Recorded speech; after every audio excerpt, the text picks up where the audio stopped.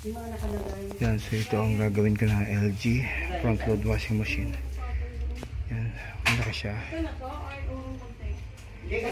So malabas TE error.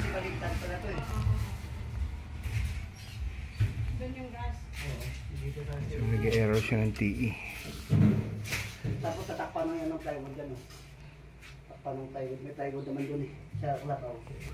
So kaya lang bukod sa TE error, bayangin daw siya kapag umiikot. Meaning baka may problema ng mga bearing. Bakit? Hindi pala masagad kung yan kasi ito.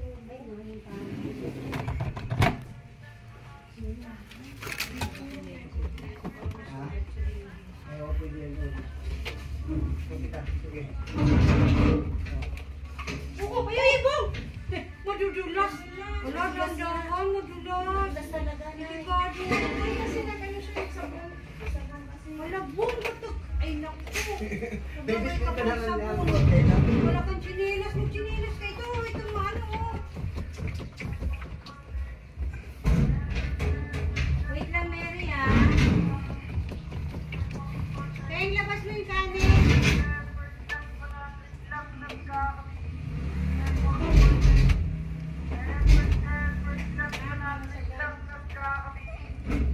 Lagyan mo parang dyan, Sino, hindi pa baba dito. Hindi pa baba. Lagyan mo parang ito, oh. Meron na kayong nalagos doon, kuya? Huwag mo ipatok yan, parang dito mo na. Ay, dulos yan.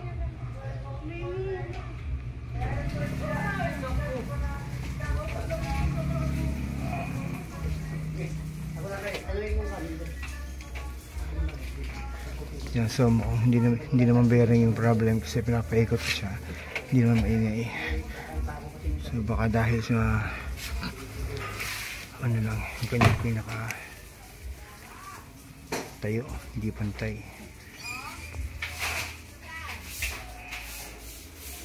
Yan, so yan yung main problem niya, yung TE error. So baka yung ingay nito kapag umiikot dahil hindi pantay, mataas sa likod.